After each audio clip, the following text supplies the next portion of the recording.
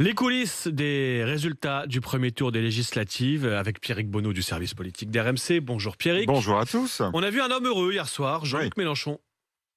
Je m'adresse à vous avec toute l'émotion que vous pouvez deviner. Un homme ému même après l'annonce des résultats, le retour des lendemains qui chantent hier soir au QG de la NUPES, quitte à oublier qu'il y a quand même un second tour dans cette élection dimanche prochain. Il y a quelque chose d'historique qui se joue, commente une insoumise, et Jean-Luc Mélenchon est sensible à ces moments-là, ces moments où l'histoire passe à travers vous. Tous les résultats sont très bons, abonde un communiste, on ne pouvait pas rêver mieux.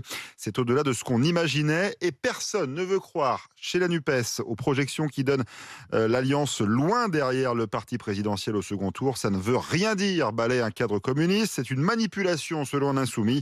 C'est bidon, tout est possible, poursuit une cadre de la NUPES. Il est tout à fait possible effectivement que l'on gouverne la semaine prochaine. Ouais, on est un peu moins serein du côté de la majorité sortante. Même si ce matin, Olivier Grégoire, la porte-parole du gouvernement, jouait la confiance chez nos confrères d'RTL. Si c'est être fragile que d'être légèrement en tête, alors je ne comprends pas bien ce qu'est la fragilité. On est là, on est plutôt bien placé, on va se battre. Voilà, en coulisses, le discours n'est pas tout à fait le même. Un cadre de la majorité sortante commente: oui, il y a une certaine fébrilité, c'est évident qu'on aurait bien aimé être plus large. Maintenant, il va falloir batailler jusqu'au bout. Et pour batailler, la première ministre Elisabeth Borne réunit tous les candidats qualifiés dès ce matin en visio. Pas de temps à perdre.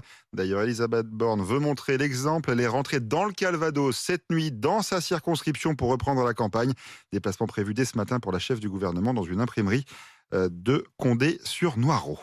Et puis chez Reconquête, 0 plus 0 égale 0. Oui. Aucun candidat n'est qualifié pour le second tour dimanche prochain. Mais personne ne veut vraiment voir la défaite en face. Nous venons de poser un drapeau dans chaque circonscription de France.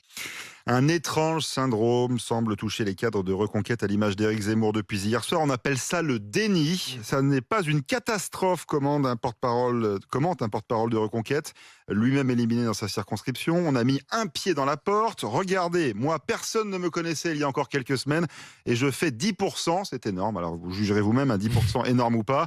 Un autre cadre note que Reconquête a une durée de vie d'un semestre seulement, mais nous allons devenir hégémoniques à droite, j'en suis sûr, annonce le jeune cadre du parti d'extrême droite. Au Rassemblement national, vous imaginez, on n'a pas la même lecture des résultats, on a des raisons de se réjouir de notre score, confie un cadre du RN. Mais moi, ce qui me réjouit encore plus ce soir, c'est qu'Éric Zemmour se soit liquidé tout seul.